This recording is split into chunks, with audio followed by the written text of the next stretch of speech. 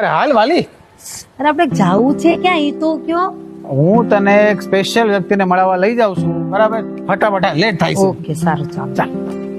Mummy આપણે અહીંયા શા માટે આવ્યા છીએ? બેટા વેવાઈનો ફોન આવ્યો હતો અને એવું કહેતા હતા કે તારી સગાઈ આ બેન્ક્વેટ હોલમાં જ કરવાનો છે. પણ મમ્મી આપણી પાસે પૈસાની આટલી બધી સગવડતા તો છે નહીં, તો આપણે આ બધું કઈ રીતે કરશું? પણ બેટા વેવાઈનું કેવું એવું છે કે એને એકનો એક દીકરો છે ને એટલે એને ધામધૂમથી સગાઈ કરવાની છે. કાંઈ નહીં, હું સમીર સાથે વાત કરું. ના બેટા રેવા દે, સમીર સાથે વાત કરવાનો કોઈ ફાયદો નથી.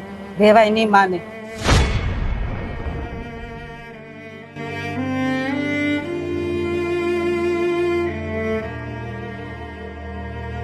બેટા આજ તારા પપ્પા હોત ને તો આ કાંઈ ઉપાધિ ન હોત. હા મમ્મી તમારી વાત સાચી છે.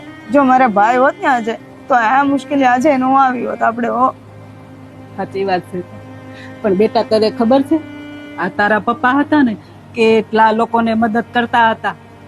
જ્યારે આપણે જરૂર છે ને ત્યારે કોઈ આપણી મદદ નથી કરતું.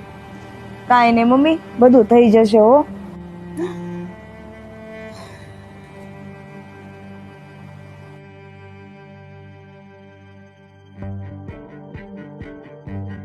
અંજનાબેન, હા કાલે તમે વિઝિટ પર આવ્યા હતા. તમારી દીકરીની એન્ગેજમેન્ટ માટે તમે જે તારીખ જણાવી હતી એ આપણે કન્ફર્મ કરી દીધી છે. કન્ફર્મ? બસ હવે તમે આવો અને ધામધૂમથી સગાઈ કરો. પણ કાલે તો એડવાન્સ પૈસાની વાત થઈ હતી ને. હા, તમારા પૈસા તો બધો એડવાન્સ આવી ગયા છે. પણ આ પેમેન્ટ કોણે કર્યું?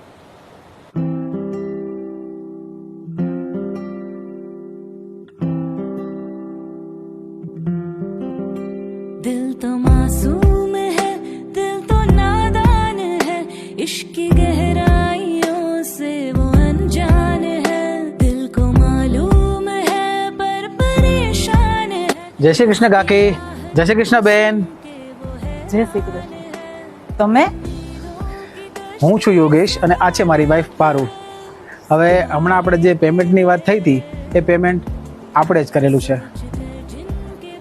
પણ બેટા આપણે તો આંખની ઓળખાણ નથી, તોય આવડું મોટું પેમેન્ટ કર્યું તમે? પેમેન્ટ મેં નથી કર્યું, પેમેન્ટ કર્યું છે અશોક કાકાએ.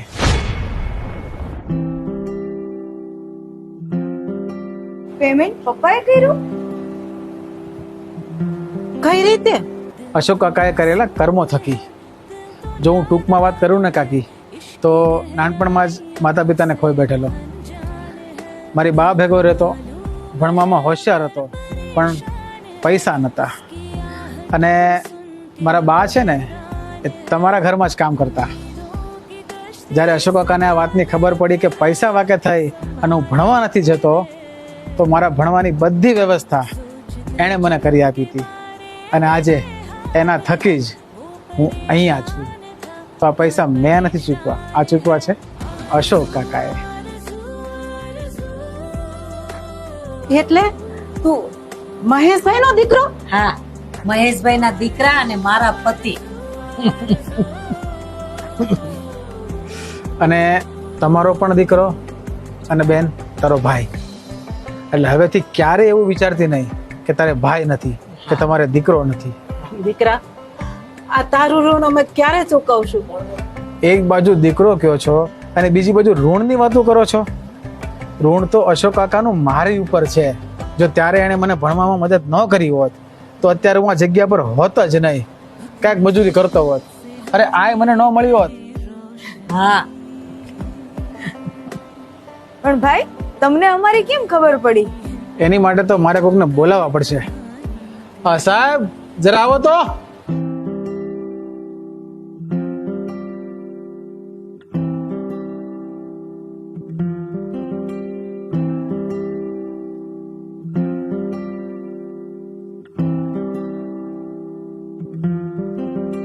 दिल तो मासूम है, दिल तो नादान है. અરે વેવાઈ તમે?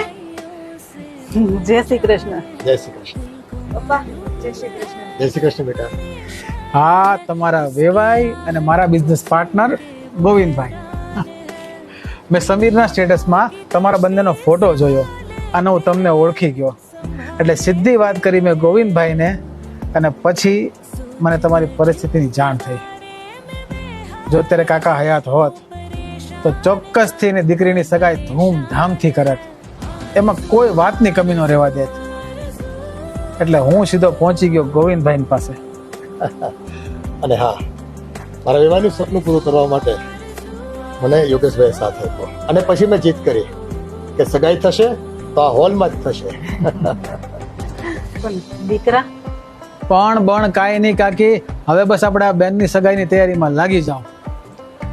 અને જો કદાચ અશોક કાકા આપણને ક્યાંકથી જોતા હશે ને તો એને એમ થવું જોઈએ કે એના દીકરાએ એની બેનની સગાઈ ધૂમધામથી કરી.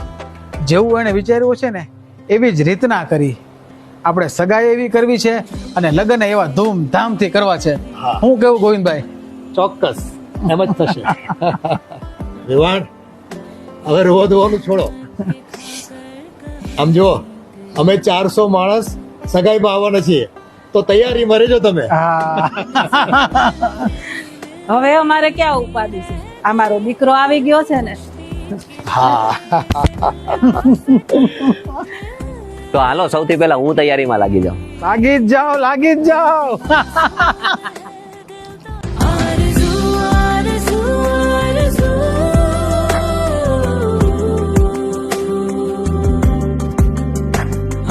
આપણે જે કર્મો કરેલા હોય ને એ વહેલા મોડા હંમેશાનું ફળ આપે જ છે.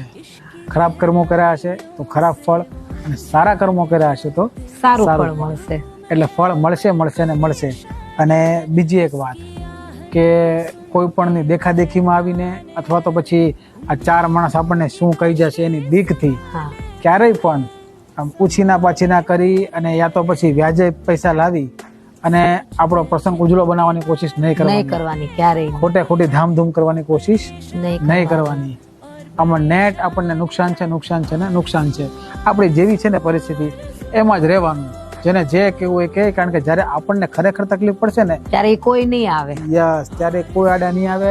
ઉલટાની 2 વાતો વધારે આપણને વધારે સંભળાવી કહી જશે. બરાબર. બસ જો આટલું જ ધ્યાન રાખજો. બાકી જો તમારા ઘરે કોઈ પણ શુભ પ્રસંગ હોય, સગાઈ હોય, શ્રીમંત હોય, લગ્ન પ્રસંગ હોય, બર્થડે પાર્ટી હોય યા કોર્પોરેટ લેવલની કોઈ પણ મીટિંગ્સ હોય, 500 માણસની કેપેસિટી ધરાવતો આ સુપિરિયર એસી હોલ આપના માટે તૈયાર છે. અને બાજુમાં આમ લોન વાળું ગાર્ડન છે ને એ હોતે તૈયાર છે. અને જો તમે 200 માણસથી વધારેનું બુકિંગ કરાવતા હોય તો આખો એસી બેન્ક્વેટ હોલ તમને ફ્રીમાં મળશે. અને બર્થડે પાર્ટીની અંદર તમે ગ્રુપ બુકિંગ કરતા હોય આ હોલનું તો પછી કે તમને ફ્રીમાં મળશે. અને બાકી આનો ટેસ્ટ એટલે 1 નંબર. હા અને ઘણી બધી સરપ્રાઈઝ ગિફ્ટ તો ખરી જ. યસ, બધું તમને મળી રહેશે. બરાબર છે. તો પછી આડાવડા જવાની ક્યાંય જરૂર નથી. સીધા પહોંચી જાઓ Mad Over Grills, Puna canal road. હા, નીચે એડ્રેસ નંબર આપેલા જ છે. ફોન કરીને બુકિંગ કરી જ નાખજો. એમાં શું છે, આના બુકિંગ બહુ વધારે હોય છે. હા, હો. વાહે આમ જો તૈયારી ચાલુ જ છે. ચાલુ જ આવતીકાલ છે. પ્રસંગ છે એની. જલ્દી બુક કરાવજો, નકર કેતા ને કે અમે રહી ગયા. આપણે લગ્ન કરવા જ પસંદ હાલો જો. અને જો તમને આ વિડીયો જોવાની મજા આવી હોય તો લાઈક અને શેર કરી દેજો, શેર ખાસ કરજો, એટલે જેથી કરીને આપણે આ મેસેજ દરેક લોકો સુધી પહોંચાડી પહોંચી શકીએ. શકે. બરાબર. ચલો ફરી મળીશું. ત્યાં સુધી આપ સૌ વ્યસ્ત રહો, મસ્ત રહો, તંદુરસ્ત રહો અને સદાય હસતા રહો. आरज़ू